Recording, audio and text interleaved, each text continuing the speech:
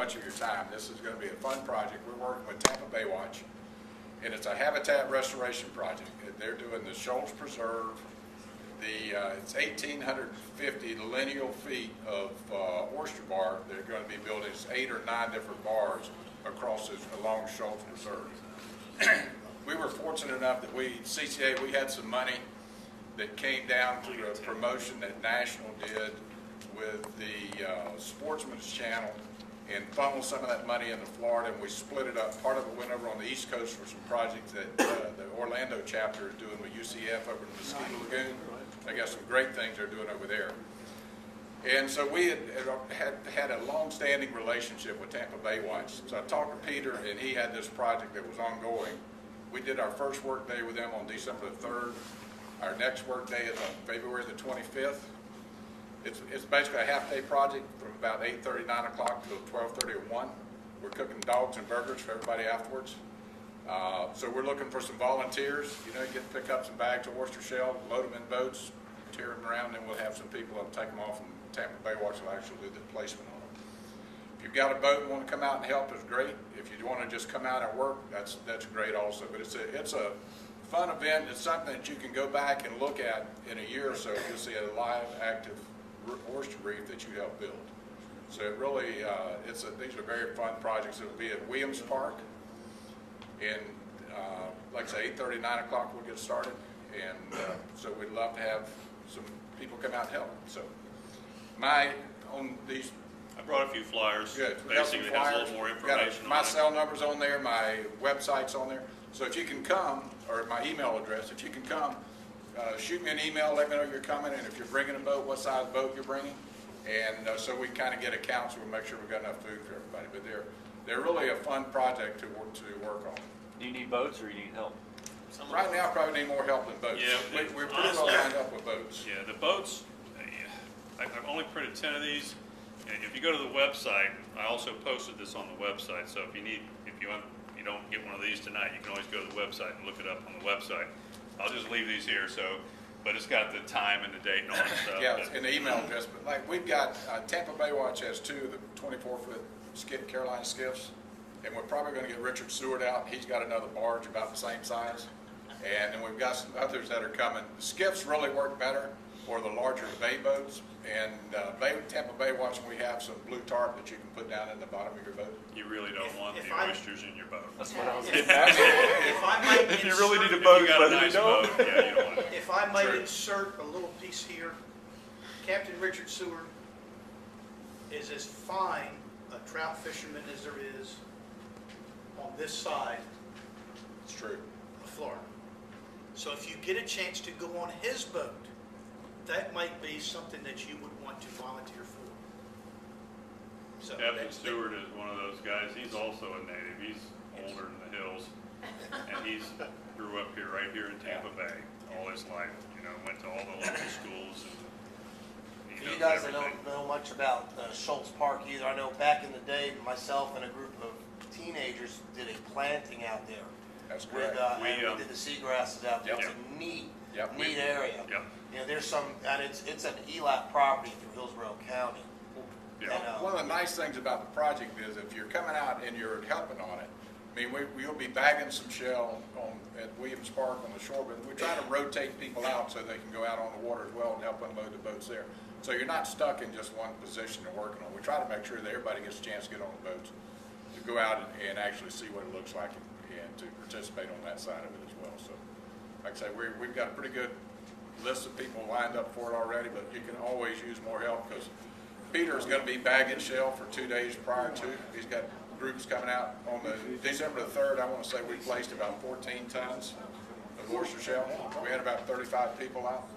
6 or 7 tons they already had bagged the day before, so it was a matter then of loading boats and moving it while the rest of it was bagged. But these are really fun projects. Like I say, they finish up about 1 o'clock in the afternoon.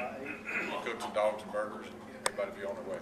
CCA has partnered with Tampa Bay Watch on other projects over the years, and some of those grass plantings we also were heavily involved in too. There's in Picnic Island, there's projects, and then the one over here in Cockroach Bay, and several of quite a few of them all around actually the bay, and also the oyster domes. You've seen those, I'm sure. And the oysters, you know, one of the first projects we did was right over here, Whiskey Stomp. Yeah, that's right. And we bucketed the oysters in and laid down mat, and dumped them out in the mat and stuff. And since then we've progressed, and now we actually put them in a bag. It works a lot better. You know, they hold together better, and it makes it better. The reef lasts longer. Yeah. The other one, they just kind of sink into the sand. They dissipate too easily. This way, they hold together. The oysters gives the baby oysters a chance to grow on the, you know, because they like to attach to stuff, and then it establishes a better, Yeah, a little better. the system's gotten much better over the years, but it Yeah. still requires some manpower, so. Oh yeah. And it's great for kids. I mean, we've had a lot of kids that have come out and helped on this as well. The access, it just, you know, that, it's such a neat area back there, not many people know about it or Yeah. use it because of the access issue. We were gonna put access on the, I can't remember the name of the road, but it was along the port. And then when September 11th came, they took the access Yeah, away yeah. because it was in the zone for security purposes. Right. So the access is actually Williams Road, which we just closed. Hillsborough County closed Williams Road, but you have access where you can park along there and walk across to get into the preserve. And there's some good fishing back there Yeah. too. The oysters are put down for a couple different reasons. One of the reasons also is basic for erosion protection. Right. Because the beaches and everything gets washed away from boat traffic and wave action and everything, you know, so put something down there kind of helps. Got a question? Pontoon boat would be good for helping to get this oyster. Pontoon boat would be, yeah, pontoon boat would be very good. My friendly neighborhood senior citizen. Okay. Got one of those.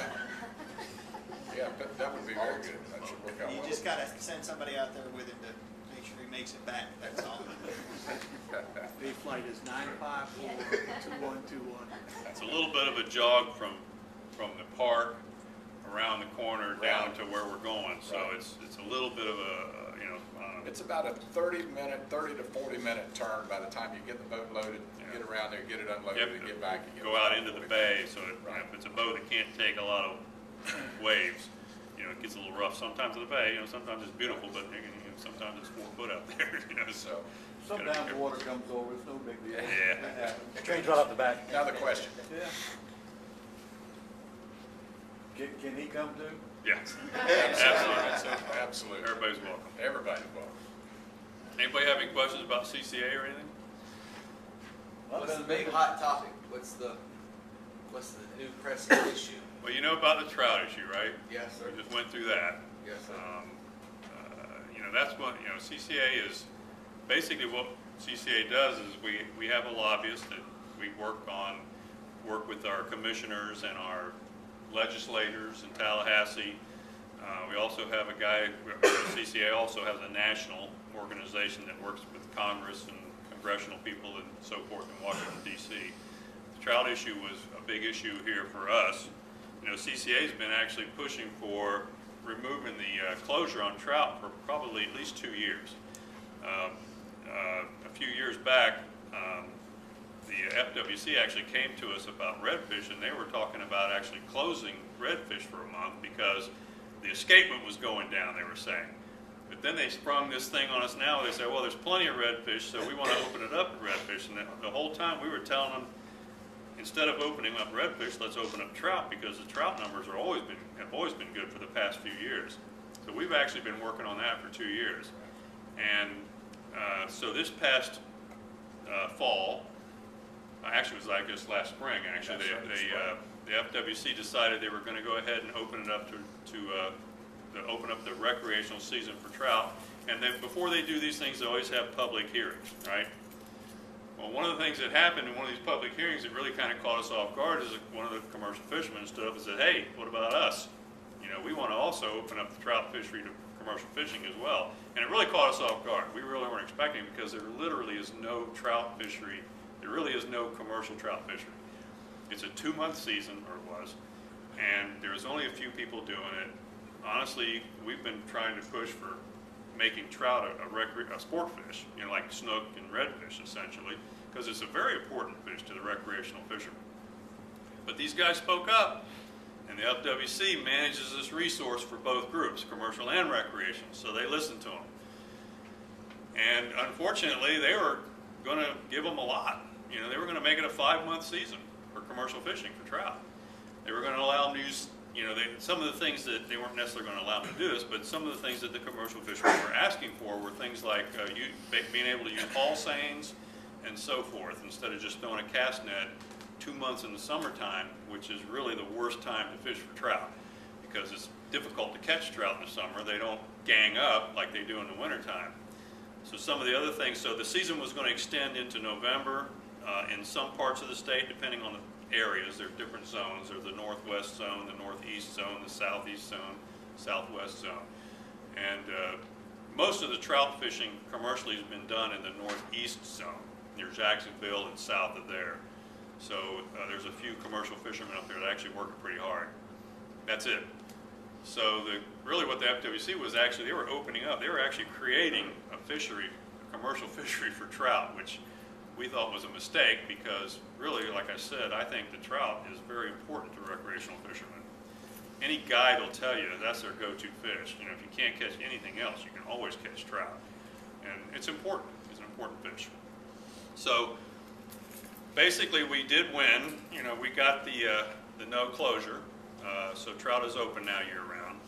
They also extended the take in the northeast zone, that's up in Jacksonville area, to 6 fish, whereas everywhere else I think it's still 5. Yeah, 4. It's 4. 4 in the south, 5 in the northwest, 6 in the northeast, and 4 down here.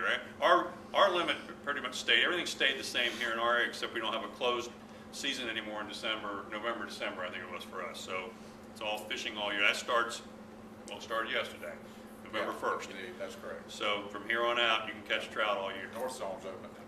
And the other thing they did too, obviously, was they extended the limit on redfish as well. That's another story, but What is the limit on redfish now? pardon? What is the limit? This week, For the northwest they get to. In the northwest zone, which is Pasco County, It's 2 fish. essentially north, Yeah. it's 2 fish. I think everybody else is still 1, right? Everywhere Yeah. else is doing well. So One I last thing let on most of them the go. trout real quick. I mean, this, as Steve was saying, this came up in a real hurry as far as these huge changes that they were talking about opening up on the commercial side. But once we got the information about it and got the information out to the local fishing community, and you guys were a big help in that as well. I mean, we were able to, and it wasn't just CCA, it was a lot of other groups as well, but we took a big lead in this thing in getting the information out, working on it, and getting the FWC to listen to some reason on this thing. So this was one that really, I think, with a recreational angler, made a big impact as far as our input into it. They listened to us. So, you know, the size of our group and the numbers, the more we talk on these, when these issues come up, you know, if we make our position known, and we've got an opportunity to make some changes. And a lot of people thought that we would not be successful on this trout issue at all.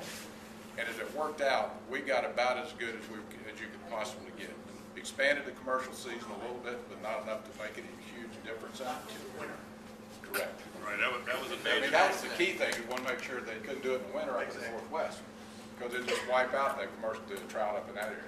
And no cast nets. Well, Still yeah, cast still, nets. yeah, Say still nets, cast say nets. nets, say You can't- nets. the whole thing, yeah. Well, They that's wanted, important too, because the bycatch was gonna go along with the same Right. nets. You have to have Correct. allowance for bycatch, and that basically opened it up to a year-round season. They're also looking for year-round sale of their catch, which, you know, again, is creating a commercial industry where there was none. It was a pretty significant move that the commercial fishermen wanted to make. there were some loopholes in there that would have allowed them to do a lot more than. But it was, again, this was one we were, you know, they listened. We got their attention and they listened. So it was groups like your guys, you know, getting behind us and just a recreational angler that made a big difference on it. So We're all volunteers, by the way. We don't get paid anything. Who's So. a commercial fisherman selling sea trout? Anybody ever seen a sea trout? It's primarily on the East Coast. It's over around in the. Yeah. Yeah. They ship It's them a out. 2-month season and it's less than 2% of the overall take. So I mean, it basically is a non-entity. And what they were looking to do, if they would open it up the way they had talked about it, it would have created a commercial market for trout where none exists now. I mean, it's very limited over on the East Coast. It's like 2%. So, Now, this is what I got to learn from all this. And one of the reasons the CCA was pushing for all year. again, the FWC's job is to take care of the recreational fishermen and the commercial fishermen. Well, we do have a commercial fishery, obviously. Yes. And But the FWC's, their job is managing state waters. And so that includes for both of us. And so when one group speaks up and the other group speaks up, they have to listen to them, no matter what, so. But what I learned from it is, what the ability for them to catch trout in the northwest region is going to be huge. Huge. There are bait shops, Eric Botnick told us that there are bait shops that close up. Now, what does that affect? If a guide is not working, that affects 16 other people. Whether it's a bait shop, an airline stewardess, or an airline, a restaurant, or whatever. Can't be that big, I promise. That's the difference, and it's going to make, well, I've said it a number of times. Chet Jennings had an offer to go do something besides guide. It affects 16 people. I know that Sergio Atanas does not meet his people down here in this area anymore. And I know that Granny's has lost a part-time person because of it. Because of the number of guys that don't meet their people here anymore. Okay, in the grand scheme of things, what does Granny mean? Granny's mean? Well, that's, somebody that was a part-time person who's showing up to Granny's 2 or 3 days a week to work, doesn't have a job anymore. So that's where we're at. And to the commercial fishery, I think what it would have done was drawn attention to, and maybe they would have built a market, whether it was overseas or something. There's people that are in the middle of the country, in Ohio or wherever, that don't know what sea trout's supposed to taste like. When you can catch it on Saturday and eat it by Monday night, let me think about that, I'm in. But if I'm going to eat it past Monday night, I'm out. So that's, but if you're in, if you're in the middle of Delaware like we were for 40 years, then, sea trout in the middle of March might be something that you would buy. But that's the beauty of it. And I also learned with working with Steve in this, is the lobbyists that they have, because you're We're a 501c3. 501c3, they can't just go up there and offer money to the people. Their job is to go up there and educate them and to say, hey, do you know what that seine net is going to do? Do you know that in the winter, trout get into a school that's tightened up because of the cold water? You could run through there and just annihilate a school of trout. So that's the beauty of the CCA and what they do for us, not just with this trout deal or this habitat Any restoration, fishery really, but yeah. but it's the entire fishery. Our priority list, we just had our state board meeting this past Saturday, and our priority list of items that we're working on is 4 pages long. And it's not all just inshore. We're dealing with the grouper issue, the red snapper issue in the Gulf, in the South Atlantic. We've got all the fish issues in Florida. And, there isn't another state in the nation that has as many complex issues as Florida has. Everybody else along the Gulf, there's 17 states that are members of CCA. We're about 100,000 members nationally. But you take any other states in the Gulf, they've got basically, they're dealing with inshore issues or Gulf issues. We're dealing with inshore issues, we're dealing with Gulf issues, we're dealing with South Atlantic issues, and the issues in the Panhandle are different than the issues in Tampa Bay, and Tampa Bay is different than the issues in the Keys.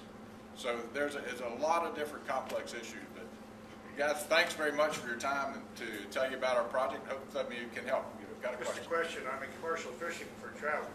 Do they have a size limit? Yep. And the number they can, 75 a day.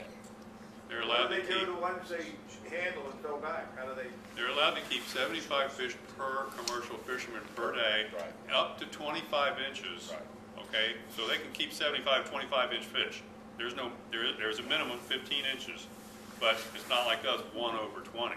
It's 25 inches up to 25 inches. So if he throws his net and catches trout that big, he keeps them all until he hits his 75 fish limit. Now, the other thing they also got, okay, is it was one commercial license per vessel. Now they can buddy up, and so there can be 2 commercial fishermen on one boat, and they can keep 150 fish. 150 fish, which is a pretty good haul. Now, you know, I have a place up in Steenhatchee too, and I go up there a lot. And in the wintertime, one of the things that they were wanting was to extend that season through December. And what happens is the trout will congregate in the rivers like Steenhatchee and Equafina and some of those other rivers up there. Even in Apollo Beach, in the canals, they'll come up in the canals and stuff. In the wintertime, try slow trolling a jig or something through the canals. You'll be surprised what you'll catch. And these guys know it. I tell you, they can go in there and 14-foot cast net that's 28 foot in diameter, fling that sucker out there, and they can't pull it in the boat. I'm serious. They can do it. They know what they're doing. They can put a hurting on the fishery real easy. They can also get their load and then go home, throw it in the cooler, and come right back out the same day. They're not supposed to do that. Well, they're not supposed to. Yeah, you're right. Yeah. But they can, obviously, yeah.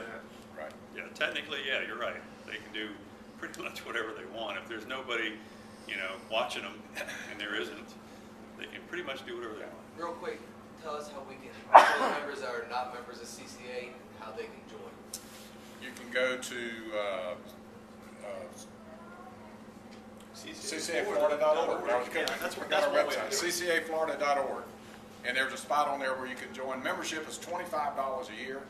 In our opinion, it's the best $25 you can spend because it helps you make sure there are fish to catch. They did bring a couple of membership Great, he's got some, four on me, so. membership applications. Now, we also have a banquet only coming up in April. $25 If you guys want to come, that's included. It includes a membership too, so I'm just saying that's another option. I strongly agree, guys. If you're a avid angler that loves the fish, and besides this fishing club want to try to get involved to save our fishery, if you're not a member, become one. Because it is that voice that we might not be able to have, because most of us that work during the day, when they have these meetings, we have these guys there that sit there, that are there at 12 o'clock in the afternoon on a Wednesday when we can't get out, that speak for us. Or We're whenever volunteers. it is. We all got jobs just Yes. like everybody does, We but have we a do lot of have. volunteers that still we are do. able to participate. We do have some staff that helps get it all done, but we're basically a grassroots organization of volunteers. So if there are issues that come up, they come up from the grassroots, we talk about it at committee level, and that's how things get on the action plan. Our main goal is we want to make sure there's fish for us to catch, our children and our grandchildren. We want to protect the resource. That's what Just we're one last basically thing all for about. me. I've lived here in Tampa Bay all my life. I'm 55 years old. I've been here all my life. And I'll tell you, I've been a member of CCA for over 20 years. So, and I'll tell you, Tampa Bay, when I was a kid, fishing in Tampa Bay, it was poor. You know, the limit was 12 inches. You could keep 10 trout. You were lucky to catch any trout. And today, the fishery in Tampa Bay is great. It's phenomenal. You know, we ran the trawlers out. That's another thing that they're trying to bring back now, the trawlers. They want to get them back in Tampa Bay. They're pushing for that again. I'll tell you right now, that'll put a stop to fishing in Tampa Bay. When the trawlers left Tampa Bay, what came back was the sardines. When the sardines come back, what comes back with those is the tarpon, the kingfish, the grouper, the snapper, the trout, the snook, you name it.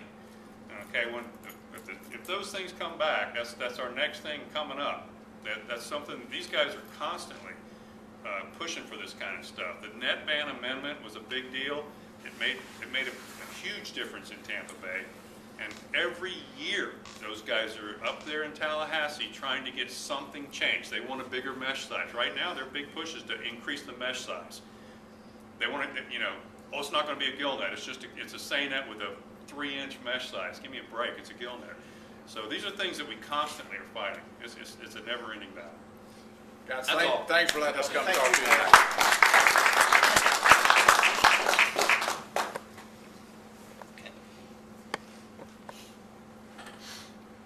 From the One Voice Foundation, we are fortunate tonight to have Mary Ann Masolio, who is the executive director. Mary Ann?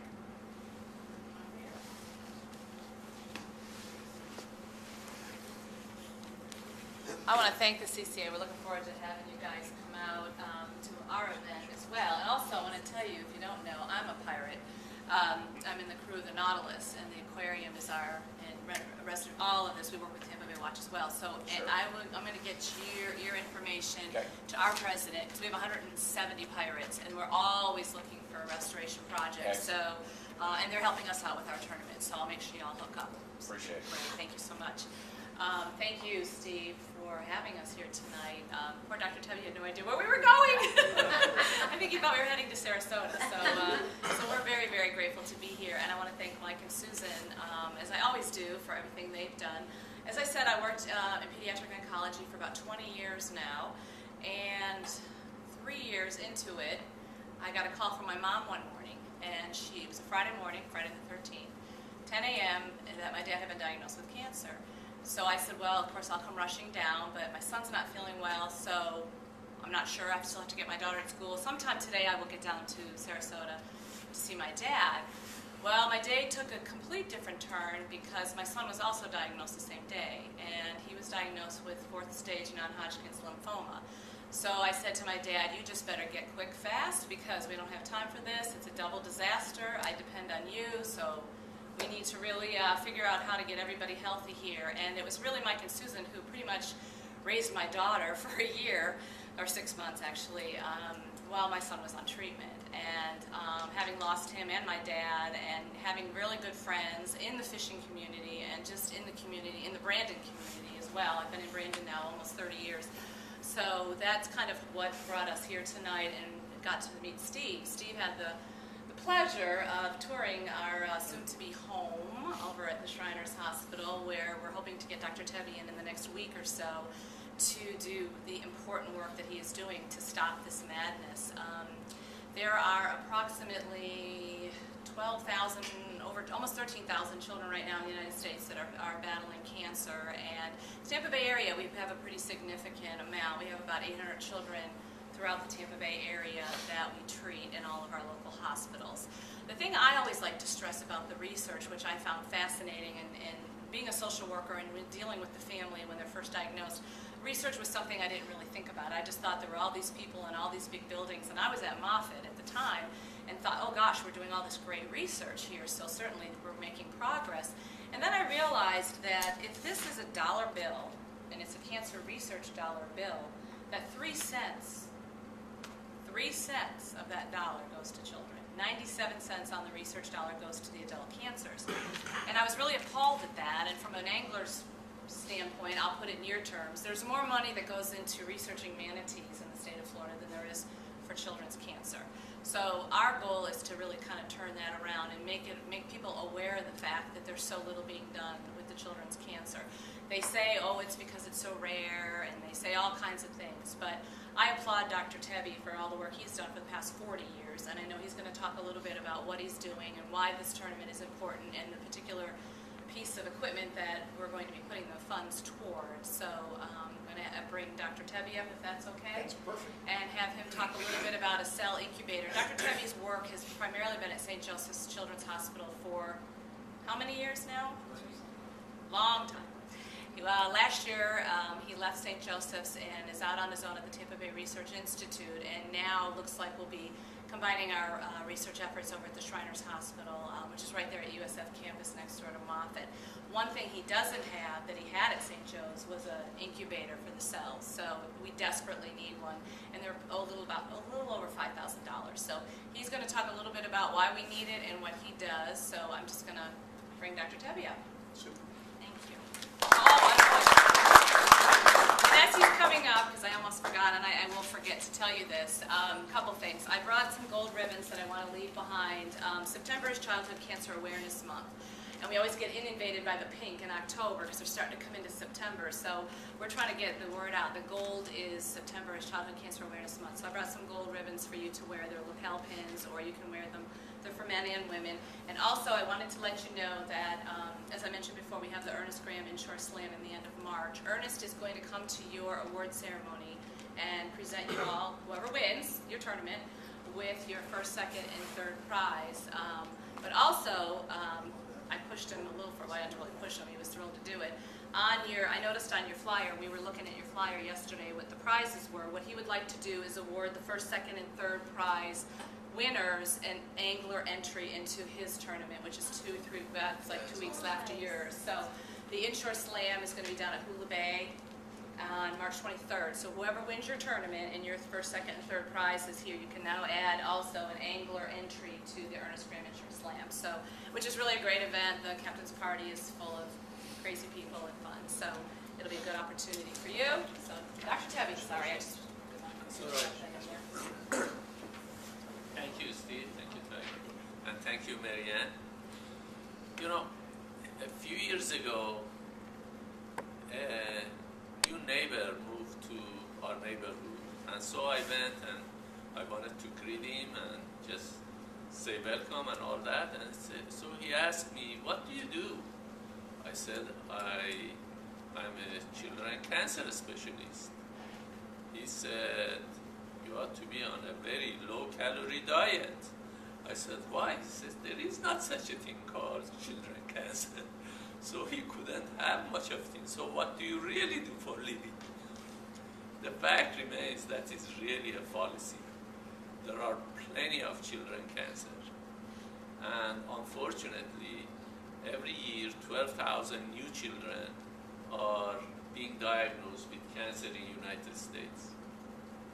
No matter where you live, north, south, east, west, there are children with cancer. And, you know, during this year, somebody calculated 1 out of 900 living American is a former childhood cancer survivor. So what happens is the survival has increased, so you are going to see a lot of people who have survived of their disease. And you would say, what sort of cancer children get? Children get every type of cancer. Their cancer is very different than adult. An adult specialist mostly doesn't deal with the type of cancer children get. But some of them are in common, like leukemias. Leukemia being number 2 diagnosis in our center at USF, and brain cancer is number 1 diagnosis. So it's not unheard of to see children with cancer, and fortunately they are doing well. Today, of every child that walks through our doors and diagnosed with cancer, 83 out of 100 survive. If you look at 40 years ago, less than 5% survive. So it has come a long way. If somebody has leukemia today, the chances of survival, if it's in a good category of leukemia, is 92%. So the things have changed quite a bit. You would ask that is childhood cancer is something new. It really isn't. I was telling Marianne as we were coming to attend this meeting that, you know, when they opened the mummies in Egypt, they find that many of them have died of cancer. And indeed, many of the children that have been mummified, they had died of cancer, including bone cancers, you know, something that we see pretty often.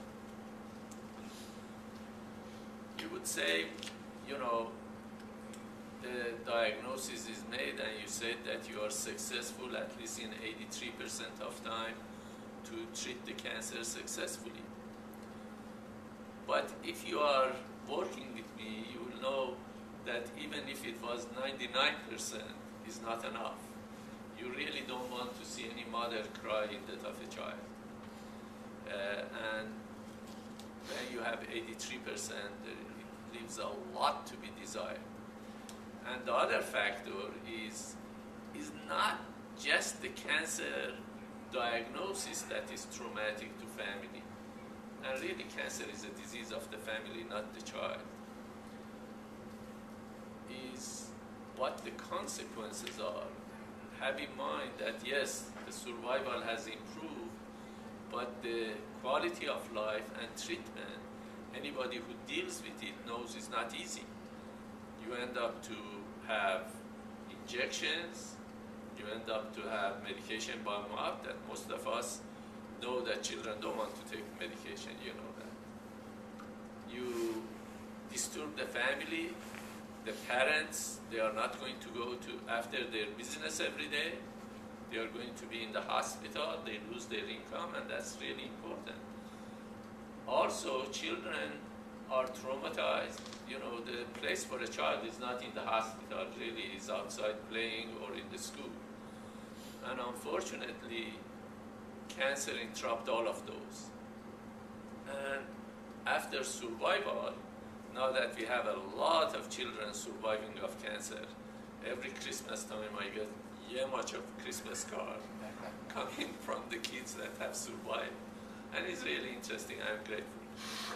But if you look at these former children with cancer, they all have a little bag with them. You may have treated their disease and they may be cancer-free, but they are not so psychosocially completely intact. It leaves a scar. Scars is not visible, but there is a scar. So you would say, what do you do about this? The best way to have a disease is not to have the disease. Prevention is the best way. For those of us who still remember chickenpox and measles, now that we don't see it is a joy, because once you get a disease, it's going to leave scars and it's going to disturb your life. We have been fortunate to have support, and as Marianne said, the government really doesn't pay for childhood cancer research all that much, because the last priority for any government would be a tiny fraction of cancer happening in children. You know, you want to spend money on prostate cancer, the breast cancer, the adult type of cancer, because that's where the votes are and that's where the government put their money.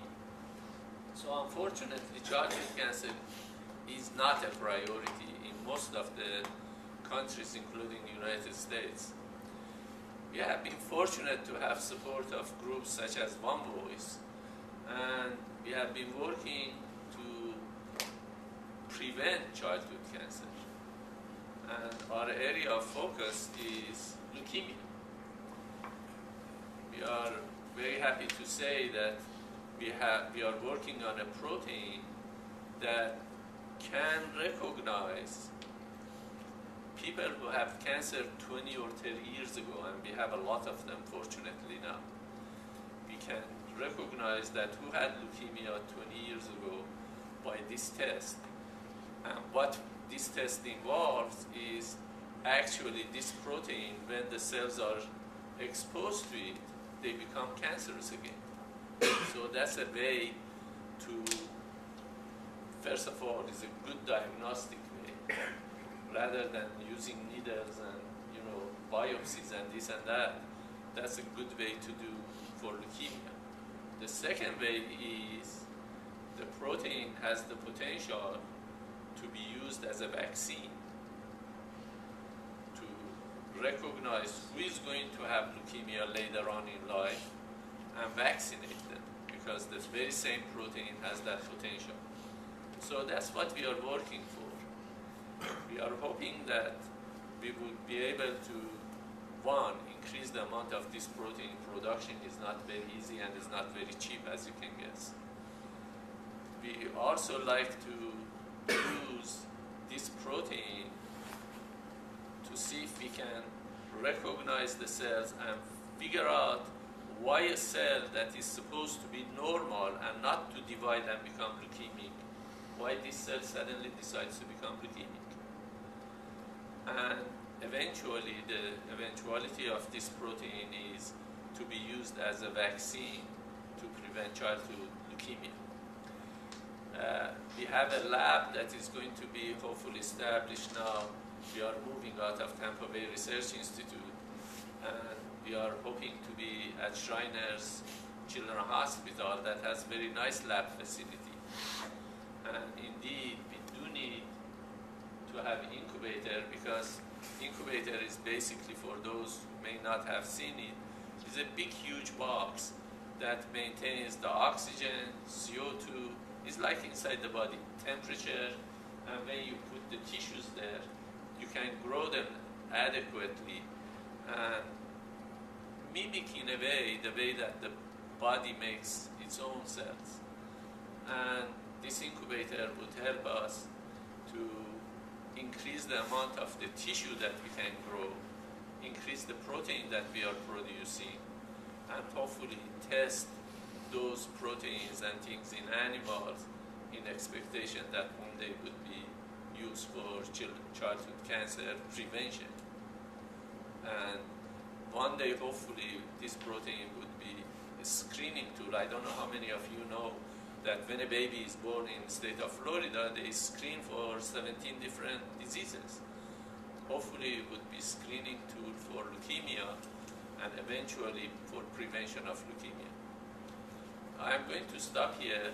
I know that this is not made for lectures. If there are any questions, I'd be happy to answer. Doctor, Yes. how long? How long before the screening would sort of be, well, I know this, Tiger is diabetic, Right. and they can screen our whole family Yes. for, even the other grandchildren, his kids and the other grandchildren.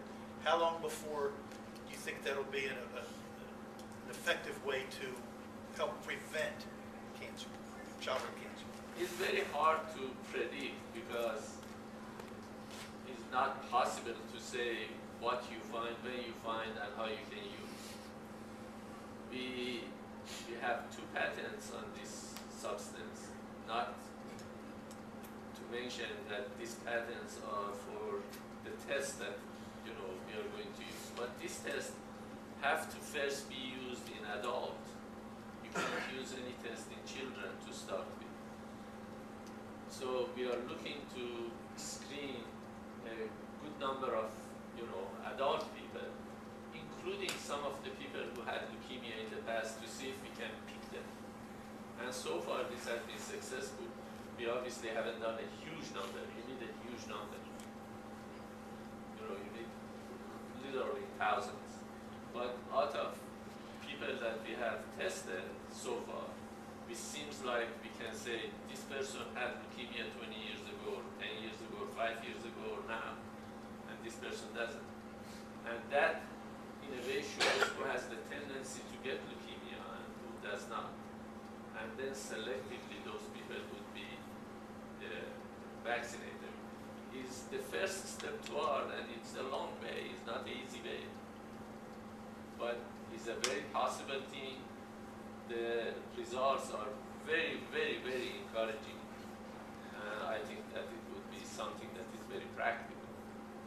So we are looking for at least the next 5 years to do the studies, the testing, and hopefully then try to expand our way to the screening of babies in newborn nursing. Have in mind the test now is very cumbersome, it's time-taking, and one of the things we are doing in the lab is to simplify and make it easier and faster. Dr. Debbie, I'm sorry, am I correct? Did you say one machine is $5,000? I'm sorry? Did you say the cost of one incubator is $5,000? It's around $5,000. Oh, okay. It's I would have thought more. So that. well, it depends on what you buy. There are. Cadillac or Chevrolet? Yeah. That's right.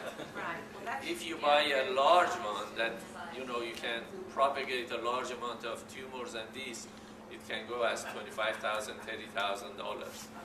The smaller incubators, and we have to just look at our budget, you Right. know. So that's your So first that's step. what we Yes. have to buy. It's, Okay. it's not a huge box, it's yeah big and yeah tall. So that costs $5,000. Yeah. You had a question? Doctor, are you in the form of the stem cell with children yet? Stem cell is used for children for transplant. Yeah, for transplant, but for cancer. There is a lot of work ongoing with the stem cells. Stem cells, the good thing about the stem cells, they can transform to various tissues. Unfortunately, stem cells is not going to be useful for treatment of cancer as is right now, but it would be useful for transplantation or making up the deficit, because when you operate on somebody, you leave tissues, right? Yeah. And you are not going to replace it. But stem cells have potential for replacing tissues or coming up with sufficient amount of tissue for transplantation.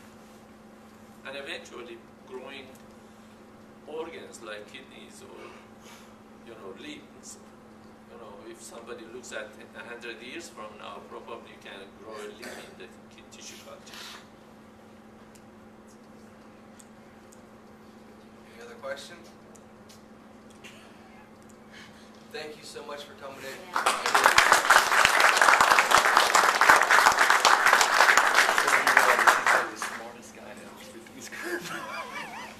Do you think he realizes he's the smartest guy to ever speak to this group? Yeah.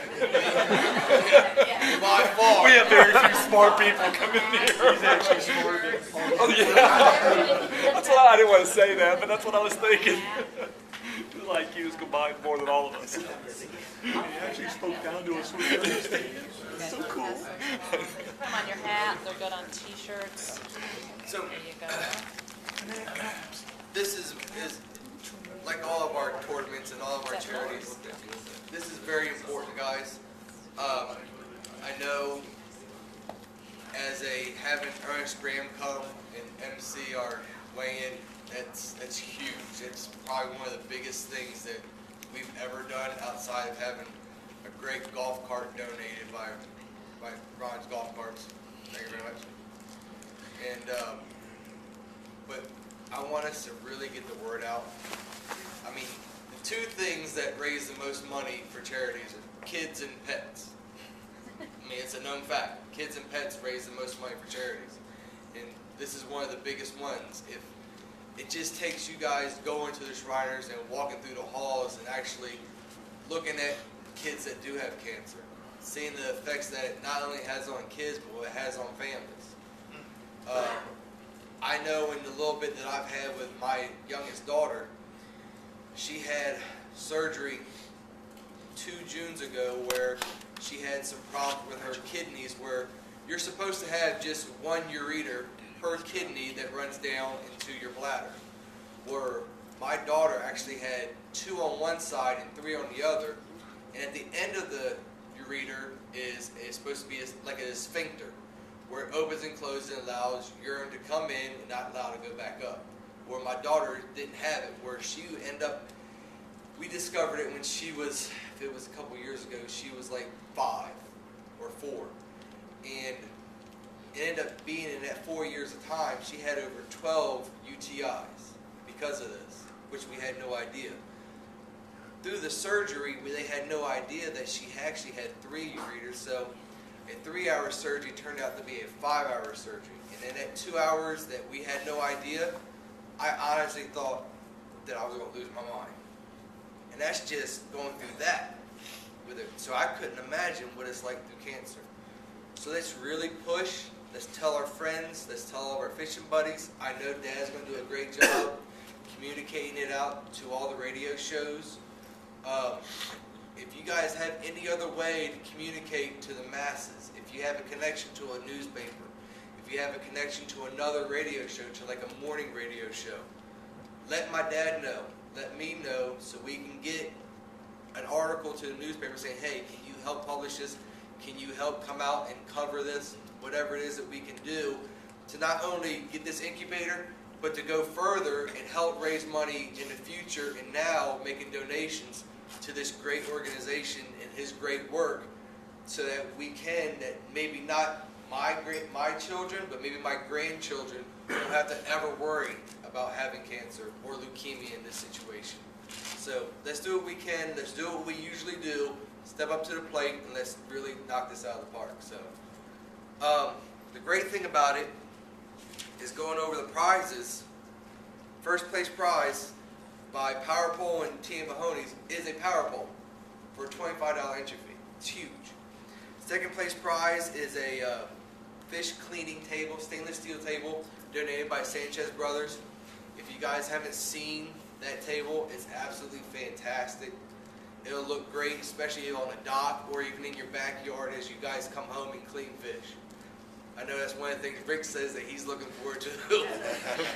That's what we want. We want second place. Yeah. We got a power pole. Screw that. I want the fish Yeah. cleaning table. That's under the ads in the sponsorship section of our website. You click on it under Sanchez Brothers, you actually see that actual table that he's donating. You got to go through the slideshow. I think it's like the third or fourth Yeah, one. third or fourth one. Just keep going. And then third place prize, again from Mahoney Brothers, they're donating a pair of Costa sunglasses. So, I mean, it's 3 great prizes. And on top of it, the fact that we're going to get an entry fee into that fishing tournament is huge. Hey, what is the entry fee to that tournament? There are several different levels, and we actually have it in the car. I didn't want to, come in on your tournament meeting and tell you about ours, but the angler division is $250 per boat, and it's up to 4 anglers on a boat. So It's $250. that's the angler division. There's a celebrity division, celebrity guided, and angler, women's, and fly. There's 5 divisions.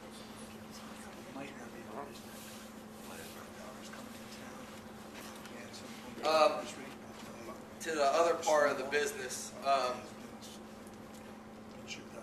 the way we run the club is by your membership dues.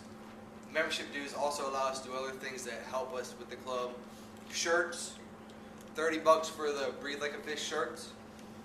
The t-shirts are $10, and the hats that Dad has are $15. Now, if there's anything that you see here that we don't have in your size, let us know because we can order it.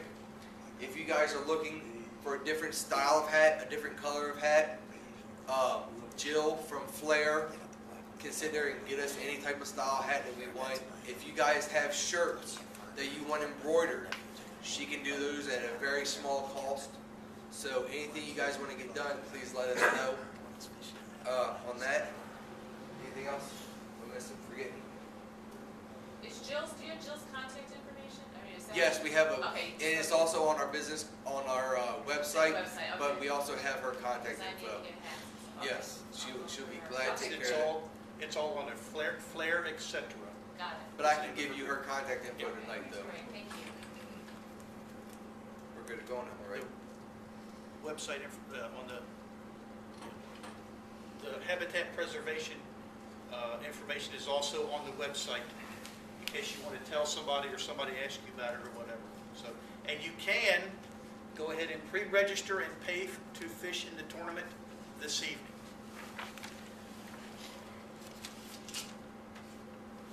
Anybody have any questions so far? Anybody have anything that wants to bring up new business? I know you said you had, yeah. Yeah, I'd like to bring up something. I have been selected by the county to run 4 two-week fishing and outdoors camps here at Simmons Park for kids 9 to 11 and then 12 to 15. I'm actually really excited about it because I'm going to get to do what I enjoy to do. Yeah, I can catch it, but that's a good one. Well, it's going to be fishing and outdoors. We're going to do a 2-week curriculum. Excuse me, I'm a little hoarse here. I'm already out there hustling, and I've already got Captain Mike Anderson, Billy Nobles, Bill Miller, and Lori Deaton that are going to come out and do sessions with the kids. And I got others coming in. I have Keep Tampa Bay Beautiful coming out and doing a monofilament restoration type project with the bins that you put your line in so you don't discard them in the trash or whatnot. They're going to do sessions with all the kids. Really excited about it. It's here local. It's going to be based out of Ruskin. It's 10 days. And it's fun, and I'm gonna be looking for folks to help out and assist, or anybody that wants to donate towards it. We're gonna do 2 field trips. We're gonna probably go down to Port Manatee to the Redfish hatchery and do Gina Russo. I'm already working with her. She's gonna come out and we're gonna go there. And I've already talked to Hubbard's Marina. We may be able to go ahead and put those kids on a 5-hour charter for a really nice price. The thing is to go ahead and take those kids that enjoy outdoors, or take those kids that have never done it before, and teach them something. I've been doing this for about 10 years with the department, with clubs and special events within my local rec site. But now I'm able to go ahead and take it sort of countywide, and it's one of the resource-based camps we're going to have this summer. There's going to be others out there also, but you know, if anybody's interested in maybe getting involved, volunteering, helping out. I know Larry at Southshore Bait and Tackle. I'm getting ready to have him fill out some county vendor paperwork, because I'm going to be buying a lot of my stuff through him, and he's already given me a discount on whatever I get. Anybody interested, just let me know. It's a new adventure. It's a new thing for Hillsborough County Parks and Rec. Yeah, do you have, where can we get more information on it? Well, like I just... What time frame are you talking about? Okay. The camps are gonna run every 2 weeks, starting the 8th of June till August the 10th, 2-week increments. And the time frame is gonna be from 8 in the morning to 4 in the afternoon. And being at E.G. Simmons Park, we're gonna do an extended program where they can get dropped off a little early and they can stay to 6, because there is a swimming area there and a beach. So we're gonna wrap up the days where the kids put out some volleyball and stuff and they get to play too. The primary focus is fishing, and we'll fish every morning. And we'll do like a little tournament with the kids, and they'll, even for every pinfish or whatever they catch out there, we're gonna record it and, you know, and then document it, and it's gonna be a catch and release deal. That's what I'm gonna promote. Now, if some kid that fishes and catches a nice redfish out there and it's within the limit, and they wanna keep it, I'm not gonna deny that either.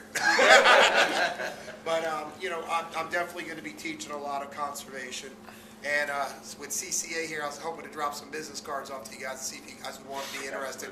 I actually already penciled y'all in, thinking maybe you guys want to come out and help out with this endeavor. Sure. Bottom line is to teach good, ethical fishing and conservation to young people.